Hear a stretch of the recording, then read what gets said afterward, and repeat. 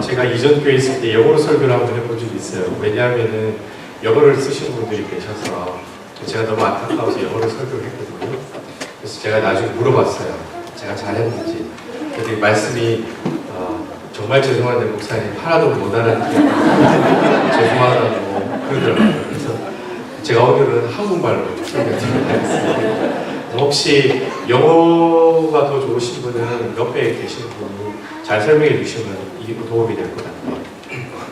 여러분, 우리가 절기, 오늘이 부활절인데 교회에는 많은 절기가 있습니다. 부활절도 있고 성령강림절도 있고 성탄절도 있고 맥주절도 있고 추수감사절도 있고 대감절도 있고 절기가 많은데 절기가 주는 세 가지 교훈이 있어요. 첫 번째는 remember, 기억하라는 거죠. 그래서 꼭 그날을 기억해서 지키라는 거고, 두 번째는 전승하라는 거, 자녀에게 가르쳐주라는 거, 그리고 세 번째는 니만 알고 있지 말고 다른 사람에게도 얘기해주라. 이 세 가지 교훈이 있습니다. 저는 오늘 9월절 날에 아이들도 나오시고 한국에서도 오시고 가족분들도 나오셔서 예배 드리는 것이 하나님 가장 기뻐하시는 모습이라고 봐요. 이 시간에 부족하지만 하나님 은혜가 함께하는 귀한 시간 되기를 주님의 이름으로 축원드립니다. 제가 성경을 가르칠 때 그렇게 얘기를 해요. 성경을 배울 때 팁이 있는데 무슨 팁이냐면 성경을 공부할 때 이 두 가지만 생각하면 성경이 쉽게 이해가 됩니다. 첫 번째는 누가 이 성경을 지었느냐. 그래서 영어로 얘기하면 Who's the writer? 누가 이것을 지었지? 이게 가장 중요한 질문이고요. 두 번째는 누가 이 책을 읽느냐라는 겁니다. 창세기를 누가 읽었고 출애굽기를 누가 읽었고 요한계시록을 누가 읽었는가를 알면 여러분 누가 읽었느냐? Who's the reader? 누가 읽었느냐? 누가 지었고 누가 읽느냐? 이 두 가지를 알게 되면은 이 책을 지은 목적이 무엇인지를 알 수 있다는 거죠. 그리고 이 사실을 가지고 마태복음을 보고 마가복음을 보고 누가복음을 보고 요한복음을 보면은 여러분들이 말씀이 쉽게 여러분들 가슴에 들어올 수 있다라고 하는 겁니다. 제가 수요일 날에도 말씀드렸습니다만 신약에는 4가지의 볶음밥이 있다. 제가 말씀드렸어요. 우리 유수 친구들 나중에 목사님 질문하실 때 잘 기억하셔야 돼요. 신약 성경에 4가지 볶음밥이 있는데 마태볶음, 마가볶음, 누가볶음, 요한볶음 이 4가지 볶음밥이 있어요. 근데 이 볶음밥은 가격도 틀리고 맛도 틀리고 만든 사람도 다 틀려요. 그래서 여러분 마태복음 28불, 마가복음은 16불, 그리고 누가복음 24불, 요한복음 21불이에요. 제가 말씀드린 가격은 그 장수를 얘기하고 있거든요. 그래서 여러분 이러한 사복음서 이 4가지 볶음밥은 맛도 틀리고 가격도 다 틀리지만은 하지만 서로 공통된 관점을 가지고 기록한 성경이에요. 그래서 마태, 마가, 누가복음을 이끌어서 공관복음이다. 공통된 관점으로 기록했다. 그래서 공관복음이라고 하고 요한복음은 따로 이렇게 비슷한 관점으로 소술되었다라고 이렇게 기술하고 있습니다. 그래서 우리가 복음서가 뭐예요? 이렇게라고 물으면은 보통 사람들이 마태, 마가, 누가복음에는 예수님에 관한 얘기가 나오지 라고 얘기하는 분들이 많은데 그 얘기도 틀린 얘기는 아니에요. 예수님이 태어나시고 부활하시고 죽으시고 예수님 하신 일들이 있기 때문에 그래서 복음서는 예수님의 전기가 아니냐라고 얘기하시는 분이 있는데 그 말이 틀린 대답은 아니지만 정확한 대답은 아니에요. 그래서 여러분 이 복음서에 기록한 목적이 있는데 성경에 보면은 요한복음 20장 13절에 보면은 성경을 기록한 목적이 나와요. 복음서를 기록한 목적이 있는데 그 내용이 그렇습니다. 오직 이것을 너희에게 기록한 것은 예수께서 하나님의 아들 그리스도이심을 믿게 하려 하며 또 너희가 그것을 믿고 영생을 얻게 하는 것이 목적이다. 복음서의 목적이 뭡니까? 여러분들 마태, 마가, 누가 복음서를 쓴 목적은 당신이 믿는 그 예수님은 하나님의 아들입니다. 이때는 아멘이 나와야 됩니다. 여러분 이때는 아멘이 나와야 되는 거예요. 자, 내가 믿는 그 예수님은 하나님의 아들입니다. 바로 이 사실을 다시 다 쉽게 표현하면은 여러분들은 예수님을 믿어서 구원을 받아야 됩니다. 여러분들이 예수 그리스도를 주로 영접하면은 여러분들이 오늘 예수 그리스도를 주로 영접해서 오늘 이 자리에 침례를 받는 그 순간에 바로 여러분은 하나님의 자녀가 되고 하나님의 백성이 되고 구원받는 백성이 되는 것입니다. 라는 이 사실을 알아라. 복음서를 기록하고 있다라는 겁니다. 그래서 여러분 복음서의 키포인트는 누구냐? 핵심 캐릭터는 누구냐? 가장 중요한 캐릭터는 누구겠어요? 예수 그리스도라고 합니다. 그래서 여러분 우리가 보통 이 복음서를 기록할 때 복음서의 내용이 뭐냐라고 얘기하면은 예수님에 관한 내용이에요. 예수님에 관한 책이에요. 라고 얘기해도 틀린 말은 아니라는 거죠. 그래서 우리가 마태복음을 살펴보면은 이 마태복음은 누가 지었냐? 마태가 지었죠. 근데 누가 읽느냐? 마태복음을 읽는 사람이 누구냐면은 예수를 믿지 않는 유대인들이었어요. 예, 유대인들은 여러분 잘 아시다시피 구약의 달인이에요. 구약 성경을 달달달달 외우고 사는 사람들이 유대인이에요. 유대인들은 창세기부터 창세기, 출애굽, 예위기, 민수기, 신명기, 모세, 오경을 모두 다 외우고 있고, 지금 유대인 교인들도 창세기, 출애굽, 예위기, 민수기, 모세, 오경, 율법서는 모두 다 암송하고 있어요. 다 암송하고 있어요. 그만큼 그 사람들은 구약 성경의 달인인데, 구약 성경에는 예수님 즉 메시아가 오시겠다고 몇 번이나 예언하고 있냐면 300번 정도 예언을 하고 있어요. 300번 이상이나 예언하고 있어요. 그래서 예수님께서 베들레헴에서 태어나시겠다라고 미가서 5장 2절로 얘기하고 있죠. 예수님께서 동정녀 마리아에게서 태어나겠다, 처녀의 몸에서 태어나겠다는 얘기가 이사야 7장 14절에 보면 분명히 예언하고 있거든요. 예수님께서 고난받으시겠다는 거 이사야 53장, 예수님께서 부활하시겠다는 얘기가 10편, 2편과 16편, 110편, 제가 지금 대표적인 것만 얘기했지, 예수님께서 심지어는 예수님께서 은 30에 팔리겠다는 얘기가 스가랴서 11장에 보면 나와요.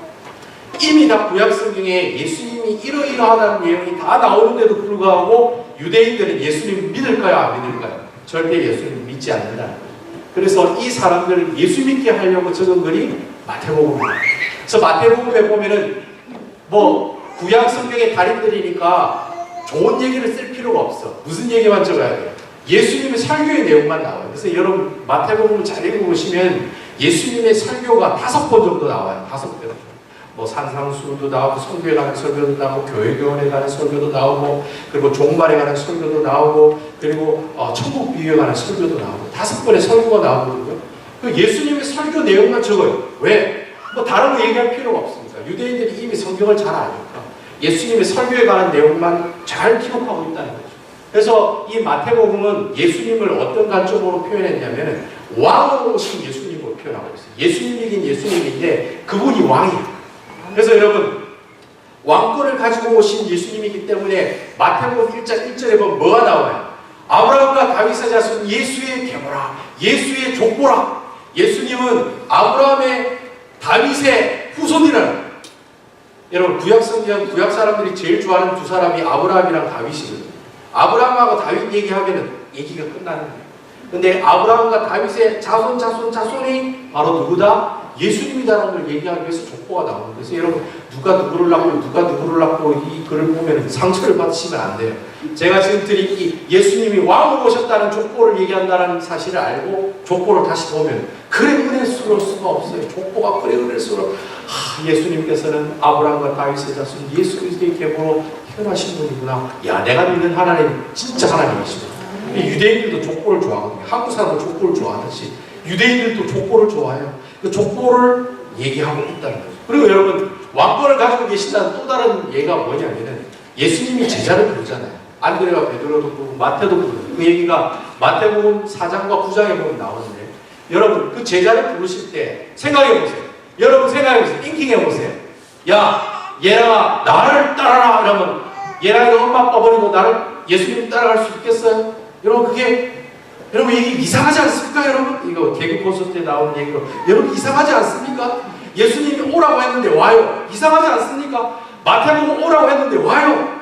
베드로와 안드레에게 오라고 하니까 가지고 있는 그물을 다 버리고 예수님 쫓아요. 여러분 이상하지 않습니까? 왜 그렇게 쫓았을까요? 여러분 예를 들면 그런 내용이에요. 여러분 여기 우리 조 목사님이 왕이에요. 조선시대 왕이에요. 이시는 아니지만 조선시대 할 때 왕이에요. 근데 이 조 왕이 지나가시다가 예랑이를 봤어. 예랑이를 보는 게 아니라 우리 사모님을 봤어. 사모님을 봤는데 그 사모님 너무 예뻐. 그래서 나의 수청을 들어라. 궁으로 가자. 이러면은 그 사모님 싫어요. 저는 안 돼요. 하면 어떻게 하겠습니까? 왕명을 거역하는 거죠. 왕명을 거역하는 것은 죽는 것이고. 그럼 그 사모님 집안은 다 멸절되는 거예요. 나 기분을 상하게 한다. 그런데 성이 만극하옵니다 하고 왕을 따라가는 것이 순리라는 거죠. 바로 그 얘기가 이 얘기하고 마찬가지예요. 예수님이 왕권을 가지고 오신 분이시기 때문에 안드레와 베드로를 불렀을 때 왕이 불렀기 때문에 순종을 하는 거예요. 그걸 알았다는 거예요. 제자가 안드레와 베드로가 그걸 알았다는 대단하지 않습니까? 마태도 마찬가지예요. 그 뺀질뺀질한 세리 마태도 예수님께서 오라고 하시니 자신의 직분 다 버리고 갔다. 왜요? 왕이 되신 주님이시기 때문에 그렇게 했다는 거예요. 그것도 왕 되신 예수님이라는 사실을 알고 마태복음 봐야지 이해를 하지. 모르면 진짜 이상한 사람이야. 안드레와 베드로가 왜 예수님을 따라갔을까? 예수님 따라가야 고난밖에 없는데 그 이해를 못하는 거예요. 이 사실을 알아야지만 이해를 할 수 있고. 그리고 여러분 마지막에 예수님께서 메시아의 증거로 클라이막스가 무슨 내용이 나옵니까? 마태복음 28장에 보면 예수님이 부활하신 사건이 나오죠. 부활하시면서 오늘 주신 이 말씀을 예수님이 제자들에게 주잖아요. 너희는 모든 족속을 제자 삼아 아버지 아들과 성령의 이름으로 세례를 주고 내가 너희에게 지켜야 모든 것을 가르쳐 지키게 하라. 볼자가 세상 끝날까지 너희와 항상 함께 하리라. 그게 클라이막스입니다. 그래서 여러분 마태복음은 왕으로 오신 예수님을 잘 표현하고 있는 내용이고 마가복음은 종으로 오신 예수님이에요. 종으로 오신 예수님. 여러분 이 마가복음은 제가 사복음서 중에 마가복음을 제일 좋아해요. 이 마가복음은 로마에 고난받고 핍박받는 그리스도인에게 보내는 거예요. 그러니까 내가 예수를 믿는데 예수 믿는 것 때문에 고통받고 고난받고 인생의 좌절과 김집사가 이집사가 돈띠 입고 나르고 그 다음 장로님 권사님 나에게 상처 주고 이래 상처받은 영혼들이 보는 그 사람들을 위해서 적은 거예요. 그래서 여러분 이 마가복음은 주로 무슨 얘기가 나오냐면 예수님에 관한 얘기밖에 안 나와요. 예수님 뭐 탄생했다 이런 얘기도 없어요. 그냥 예수님이 어떠신 분이나 능력이 많으신 분이시고 예수님이 이적과 표적과 기적을 보여주시는 거예요. 고통당하고 핍박당하고 있는 성도에게 예수님께서 그 모든 상황을 승리하신 분이야. 네가 믿는 예수님 승리의 하나님이야. 하나님의 아들이야. 이 얘기를 해주는 거예요. 그러면 얼마나 위로를 받겠어요. 여러분 이 마가복음을 본 아마 이 그리스도인들은 로마에 있는 그리스도인들은 아마도 사자에게 뜯기면서 그때 예수 믿는 사람들 어떻게 죽였냐면 사람을 이렇게 가죽으로 싸. 그래가지고 사자방에 던지는 개에게 던지는 맹수에게 던지는 뜯겨 죽였어요. 뜯겨 죽였어요. 여러분 그 사람들이 벌벌 떨면서 죽었을까요? 아니죠. 우리 주님께서는 종으로 오신 분이죠. 그분도 희생을 당하시고 섬기셨고 맞으시고 고통당하시다가 죽으신 분이에요. 하지만 그분은 부활하셨어요. 내가 믿는 주님이야. 여러분 그래서 이 마가복음에 있는 예수님 종으로 오신 예수님을 알았을 때 이 로마에서 핍박받는 그리스도인들이 어땠을까? 힘과 용기를 얻고 승리의 하나님을 찬양하며 죽는 거죠. 죽는 게 내가 죽는 게 아니야. 죽는 게 곧 뭐야? 사는 거야. 감동이 되지 않습니까? 전에 마가복음을 이 사실을 알고 얼마나 은혜를 받고 눈물을 흘렸는지 몰라요. 마가복음을 이 사실을 알고 마가복음을 보시면요. 은혜라 은혜. 근데 여러분 이 사실 모르고 보면 작용나요. 그 마가복음 종으로 오신 그 예수님, 고난받고 핍박받을 때 내게 능력 주시고 힘주시는 그 주님, 그 예수님을 소개하고 있는 글이 마가복음입니다. 여러분 누가복음은 어떤 글이에요? 누가복음은 인자로 오신 예수님. 쉽게 설명하면 사람의 몸을 입고 오신 분이 예수님이에요 라고 기록한 책이 누가복음이에요. 그래서 여러분 누가복음은 누가가 지었는데 누가 읽느냐 하면 헬라인들이 읽었어요. 헬라인들. 여러분 헬라인들은 이방인들이거든요. 헬라인들은 철학을 가지고 있는 아주 똑똑한 사람들이었어요. 아주 뺀질거리는 똑똑한 사람들이었어요. 그래서 여러분 누가가 지금 의사잖아요. 똑똑한 사람은 똑똑한 사람이 전도해야 먹혀들어간다. 그래서 여러분 이 누가가 의사이기 때문에 이 의사인 이 사람이 헬라인들에게 복음을 증가하기 위해서 적은 글이 바로 누가복음인데 헬라인들은 플라톤 철학 사상을 가지고 있는 사람이죠. 어려운 말해서 죄송한데 쉽게 설명하면 플라톤 철학 사상이 그거예요. 신은 거룩하고 깨끗하고 인간은 더럽고 추정다. 더럽고 깨끗하지 않다는 거예요. 그러니까 신이 인간의 몸을 입고 올 수가 없다는 거예요. 그래서 헬라인들은 절대로 예수를 믿지 못하는 거예요. 왜? 예수님이 신이라며. 그런데 그 신이 인간의 몸을 입고 오셔서 그건 말도 안 된다는 거예요. 그 사람들 생각과 철학과 사상으로 보면은 말도 안 되는 거예요. 그런데 말도 안 된다는 그 내용을 그 사람들에게 소개하기 위해서 적은 글이 바로 누가복음이다. 누가복음은 예수님이 지극히 인간적이고 그분이 신적인 요소도 가지고 있지만 눈물도 흘리시고 화도 내시고 앵그리 하시고 때로는 어떻게 하시고 화도 내시고 눈물도 흘리시고 가슴 아파하시고 예? 그런 분이 바로 주님이시라. 바로 우리 사람의 모습으로 오신 분이 주님이시기 때문에 예수님의 유년기를 유일하게 기록한 책이 누가복음이에요. 예수님이 할례했다? 여러분 인간만이 할례를 했어요. 신이 할례를 합니까? 할례는 무슨 뜻인지 모르시겠지만 어쨌든 우리 유스 친구는 모르겠지만 어쨌든 할례를 할 수 있는 사람이거든요. 그 할례 관한 내용이 누가복음에 나와요. 그런 내용들을 기술하면서 인간과 함께 하시기 위해 오신 하나님이 바로 예수님이야 라고 끝나고 있는 내용이 누가복음이에요. 그리고 누가복음의 마지막에 뭐라고 얘기하냐면 앞으로 예수님께서 죽고 부활하시고 승천하시면 예수님이 이제 안 계시잖아요. 우리를 어떻게 살라는 말이에요. 그런데 성경은 얘기하기로 누가복음 마지막에 뭐라고 얘기합니까? 성령을 기다리라. 그래서 여러분 누가복음 다음에 나오는 책이 무슨 책이죠? 사도행전입니다. 여러분 사도행전 누가 지었냐 이런 물어보면 신학생들도 긴가합니까? 사도행전 누가 지었습니까? 누가 지었을까요? 누가 지었을까요? 누가가 지었습니다. 여러분 누가가 지었습니다. 그래서 여러분 누가복음이랑 사도행전은 원래 한 권의 책이에요. 그래서 여러분 성경을 보실 때 마태, 마가, 요한, 누가복음, 사도행전 이렇게 읽으셔야지 이해가 쉬워요. 그래서 여러분 사도행전은 무슨 내용이 나와요? 성령님께서 오순절 마가 다락방에 강림하시고 교회가 생겨나시고 그 교회를 통해 하나님의 나라와 복음이 전파되는 내용이 나오잖아요. 그래서 사도행전을 성령행전이라고 얘기하잖아요. 그래서 이 성령행전이라고 얘기한다는 거예요. 그래서 누가복음은 사람의 몸을 입고 오신 분이 예수님이야 라는 얘기를 우리에게 얘기해 주고 있는 내용이고, 요한복음이라는 것은 요한복음은 조금 약간 틀린데 요한복음은 하나님의 아들인 예수 그리스도, 네가 믿는 예수님은 진짜 하나님의 아들이야 라고 얘기하고 있는 내용이에요. 그런데 그러면 이 얘기는 요한이 지었는데 누가 이 책을 보느냐? 이 책을 읽는 사람들은 예수님을 잘 믿다가 다시 유대교로 돌아간 사람들에게 적는 거예요. 쉽게 설명하면 예수님 믿다가 상처받은 사람, 내 김집사 때문에 죽어도 이제 내가 이제 교회 안 갈 거야, 니나 잘 믿어 라고 하는 사람에게 적는 글이 요한복음. 그러니까 여러분 교회에 나왔다가 상처받아서 안 나온 사람에게 예수님이 어떻게 태어났고 어떻게 죽고 어떻게 부활했다는 얘기할 필요가 없어요. 그 얘기할 필요가 없죠. 무슨 얘기만 해요? 네가 믿는 예수님은 하나님의 아들이야, 그 얘기만 하면 돼요. 그래서 여러분 요한복음에는 요한복음 1장부터 11장에 보면은 예수님이 하나님의 아들이라는 7가지 기적이 나와요. 7가지 기적이 내용이 나와요. 무슨 내용이에요? 첫 번째는 가나 혼인잔치에 물을 포도주로 만드는 기적이 나오죠. 그리고 왕이 신하 아들을 고치는 기적이 나오죠. 38년 된 병자를 고치는 기적이 나오죠.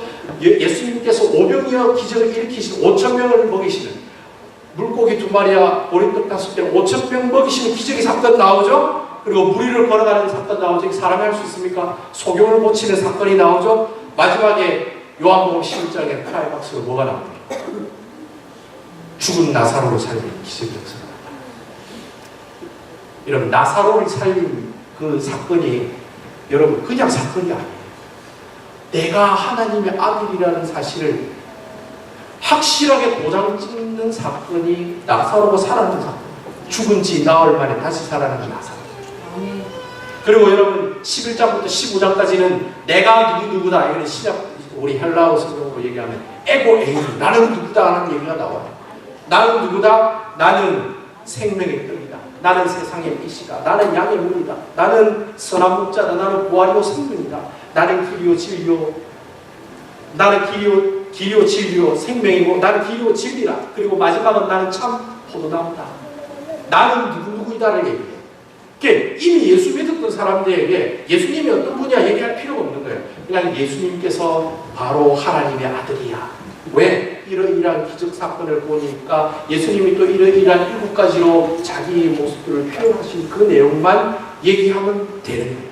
바로 이것이 바로 요한복음을 기록한 목적이라고 하는 것이죠. 제가 여러분 쭉 설명을 했습니다만 노트 필기하신 분들에게 아주 굉장히 비싼 강의인데, 노트 필기하신 분들은 수집하시고, 여러분 이 마태, 마가, 누가, 요한복음 이렇게 다 가격도 틀리고 맛도 틀리고 내용도 틀리고 관점도 다 틀려요. 하지만 이 사복음서의 핵심 키포인트는 누구다? 예수 그리스도. 여러분 성경 공부할 때 목사님이 질문하는 모든 질문의 대답의 80%는 예수 그리스도예요. 제가 예를 팁으로 봤을 때 묻잖아요. 그러면 무조건 예수. 이러면 80%가 맞습니다. 사복음서에 나오는 키포인트 가장 메인 캐릭터가 되시는 분은 바로 예수 그리스도라고 하는 사실입니다. 그래서 마태복음은 왕으로 오신 예수, 마가복음은 종으로 오신 예수, 누가복음은 사람의 모습을 입고 오신 인자의 예수, 마지막 요한복음은 하나님의 아들이신 예수. 이러한 예수님을 어떻게 하라고요? 너희가 믿고 구원받는 하나님의 백성이 되라. 그게 복음서의 목적이에요. 너희들이 그걸 읽고 구원 좀 받아라. 예수 믿고 영생 받아라. 그렇다면 여러분, 예수 믿고 영생 받으라는 이 책을 그냥 여러분들만 믿고 여러분들만 알고만 있으면 됩니까? 그렇지 않아요. 복음서가 주는 또 다른 목적의 더 나은 의미는 무엇이냐? 여러분만 예수 믿지 말고 나만 천국 갈 수는 없잖아요. 나만 천국 가지 말고 내 옆에 있는 사람들에게도 이 예수님을 증거하는 삶을 살아가라. 그게 바로 복음서가 주는 마지막 여러분들에게 주시는 교훈들이라고 하는 것이죠. 그래서 저는 여러분들이 이 사실을 읽고 복음서를 들여다보고 또 오늘 목사님 마태복음 28장에 그 말씀을 설교하실 건데 그 말씀을 들으면서 내가 무엇을 해야 되겠구나. 그렇게 해야 은혜 받는 거예요. 은혜 받았다는 말이 무슨 말이에요? 내가 할 일을 알았다는 게 은혜 받았다는 거예요. 감동받은 게 은혜 받은 게 아니라 내가 할 일을 알았다는 게 은혜 받았다. 그래서 여러분 복음서를 읽으시면 예수님을 알았습니다. 그 다음 어떻게 해야 되는지를 한번 생각해 보시면 여러분 되시기를 주님 이름으로 축원합니다. 네. 시험 보겠습니다. 잘 들으셨죠? 이 테스트 타임입니다. 물어보겠습니다. 예. 가주시면 안 돼요. 성경에는 4가지의 볶음밥이 따르겠습니다. 그 볶음밥을 통틀어서 무엇이라 얘기합니까? 복음서라고 합니다. 복음서의 주인공은 누구입니까? 예지. 성경의 주인공은 누구? 메인 캐릭터는 누구? 안 들려요. 할렐루야. 예수 그리스도께서 복음 자체이십니다. 마태가 만난 복음, 그것이 마태복음입니다. 누가가 만난 복음이 누가복음입니다. 요한이 만난 복음이 요한복음이 됩니다. 그럼 이제 누구의 복음서가 남았습니까? 여러분의 복음서, 나의 복음서가 있는 줄 믿습니다. 마태, 마가, 누가, 요한은 무엇이 복음인지, 무엇을 전해야 되는지 그들은 알고 있었습니다. 이제 여러분 가운데 내가 만난 예수님은 여러분에게 어떤 예수님이십니까? 오늘 성경 보니까 복음이란 무엇인가 그것을 가장 잘 나타낸 말씀이 고린도전서 15장 1절부터 4절까지의 말씀입니다. 제가 읽어드리겠습니다. 형제들아 내가 너에게 전한 복음을 너희에게 알게 하노니 이는 너희가 받은 것이요 또 그 가운데 선 것이라. 너희가 만일 내가 전한 그 말을 굳게 지키고 헛되이 믿지 아니하면 그런 말미암아 구원을 받으리라. 내가 받은 것을 먼저 너희에게 전하였노니 이는 성경대로 그리스도께서 우리 죄를 위하여 죽으시고 장사 지낸 바 되었다가 성경대로 사흘 만에 살아나셨느니라. 이것을 누구의 이야기로? 예수 그리스도를 만난 사도 바울은 자신의 복음을 그의 만난 고린도 성도들에게 전합니다. 내가 만난 예수님은 나를 위해 오셨고 나를 위하여 죽으셨고 나를 위하여 부활하셨습니다. 그것이 전해져서 2016년 오늘 3월 마지막 주일 부활절 우리에게 전해진 것인 줄 믿습니다. 그러기에 우리의 사명은 무엇입니까? 그 복음을 내가 전하는 것입니다. 예수님께서 마태복음을 통해서 유대인들에게 다른 왕이 진짜 왕이 아니라 죽음까지도 이겨내는 마당의 왕 그 예수님을 증거하게 됩니다. 마가는 로마에 핍박받는 그리스도인들에게 예수 그리스도는 고난받으셨지만 그 고난이 고난으로 끝나는 것이 아니라 부활의 영광으로 끝난다. 그래서 오늘 부활절 연합 새벽예배 때 남부교회 송 목사님이 이런 말씀하셨죠. 십자가에 말씀이 있어야 십자가의 복음이 있어야 부활의 복음입니다. 십자가에 고난이 있어야 영광이 있다는 말씀을 오늘 증거해 주셨습니다.